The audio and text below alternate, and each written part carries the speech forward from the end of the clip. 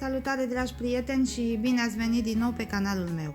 Astăzi avem o rețetă italiană și anume vom pregăti focaccia. Veți vedea că este foarte ușor de pregătit și dacă veți urma toți pașii, veți obține o focaccia foarte delicioasă, foarte bine aromată și foarte pufoasă. Vă invit să rămâneți până la final pentru a vedea ingredientele și modul de preparare. Iar dacă vă plac rețetele mele, nu uitați să vă abonați la canal dacă încă nu ați făcut-o și puteți apăsa și pe clopoțel pentru că în așa fel veți fi la curent cu toate rețetele noi. Într-un bol încăpător am pus 470 de grame de făină pe care am cernut-o înainte.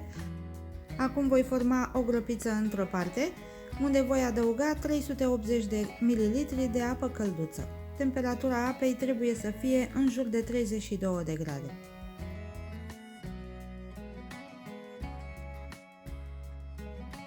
Peste apa călduță voi adăuga drojdia. Eu am folosit 5 grame de drojdie uscată, dar puteți să folosiți și drojdie proaspătă, în acest caz trebuie să adăugați 10 grame.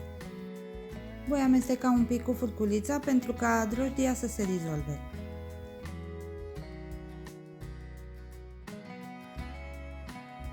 Voi adăuga și o lingură de ulei de măsline și aproximativ 8 grame de sare.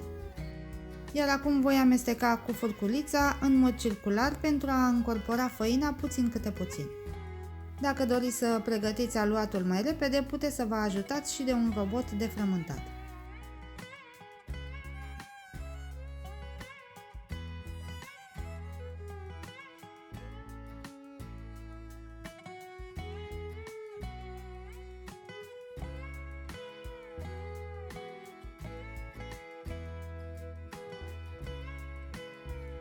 Am terminat de încorporat făina, iar după cum vedeți am obținut un aluat foarte lipicios. Așa trebuie să fie.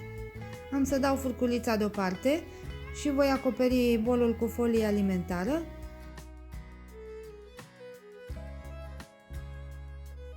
Voi lăsa aluatul așa să se odihnească timp de 20 de minute.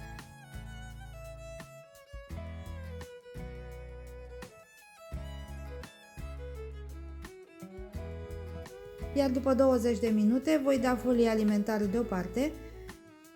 Am aici un bol cu puțină apă, îmi voi uda mâinile, iar acum voi începe să frământ aluatul foarte ușor.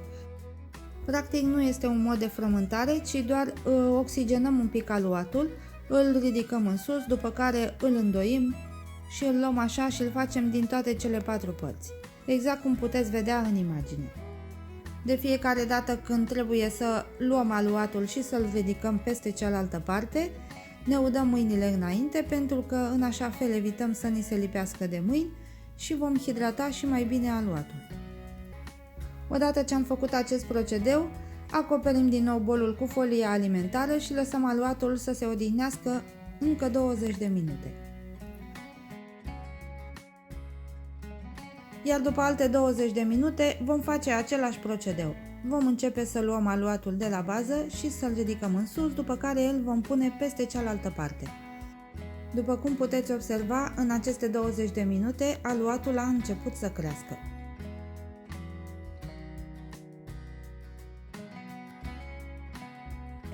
În acest moment aluatul este foarte elastic și pufos.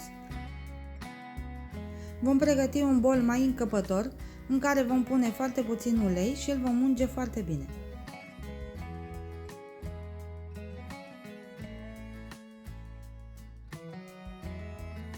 După aceea punem aluatul în acest bol, ungem puțin pe deasupra și îl așezăm bine în bol.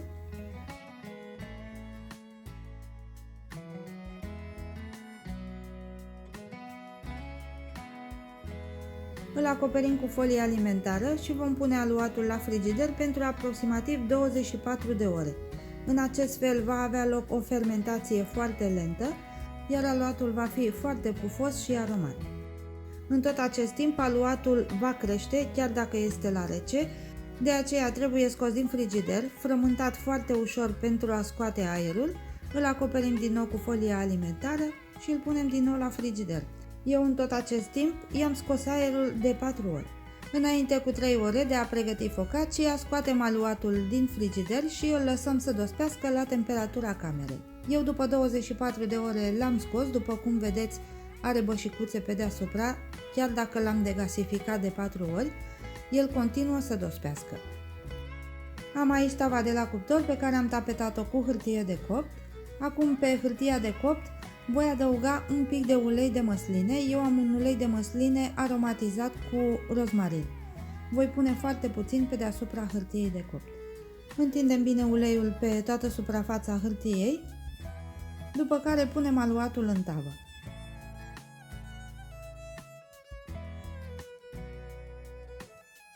Iar cu ajutorul mâinilor îl vom întinde în tavă. Dacă doriți ca focaccia să iasă mai grosuță, puteți să lăsați aluatul mai gros. Mie îmi place să iasă mai subțire, de aceea am întins aluatul mai mult în tavă. Iar la final l-am înțepat cu vârfurile degetelor pe toată suprafața.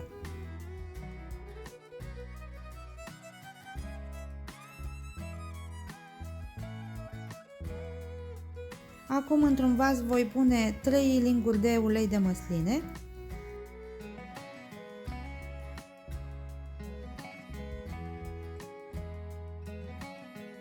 Peste care voi adăuga și 2 linguri de apă. De asemenea voi pune și un grăunte de usturoi pe care l-am pisat înainte. Iar acum cu o furculiță voi bate foarte bine apa cu uleiul și usturoiul până când se vor combina foarte bine. Așa trebuie să arate compoziția la sfârșit, trebuie să o batem aproximativ 3-4 minute. Cu această compoziție vom unge toată suprafața aluatului.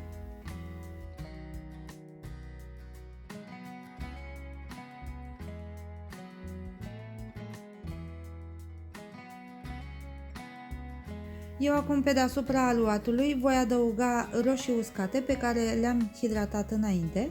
Dacă nu aveți roșii din acestea, puteți să adăugați roșii sherry. Sau dacă nu vă place, pur și simplu săriți peste acest pas.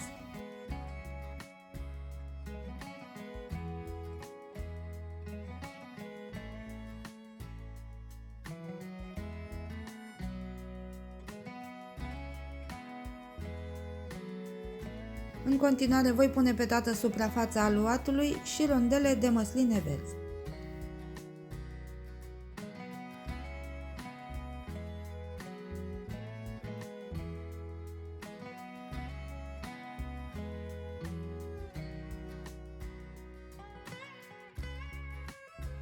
Iar la sfârșit presărăm pe toată suprafața aluatului rozmarin. Eu am folosit rozmarin uscat. Dacă aveți proaspăt, puteți să folosiți și proaspăt.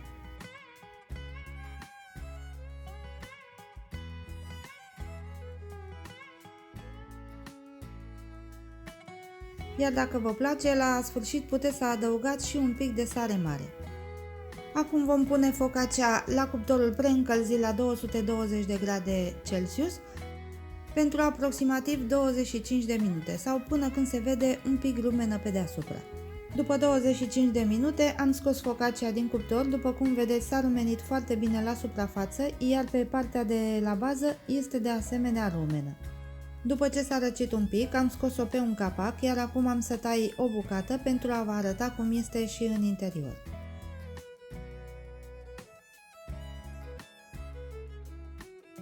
În interior este foarte pufoasă, la bază este crocantă și trebuie să vă spun că este extraordinar de bine aromată.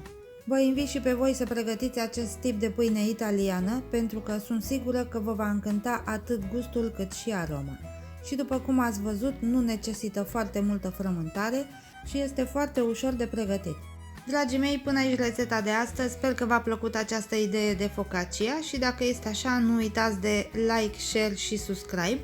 Mă puteți urmări și în rețelele sociale, vă voi lăsa linkurile jos în descrierea acestui videoclip. Eu vă mulțumesc tuturor pentru vizionare, aveți grijă de voi și pe curând la o nouă rețetă!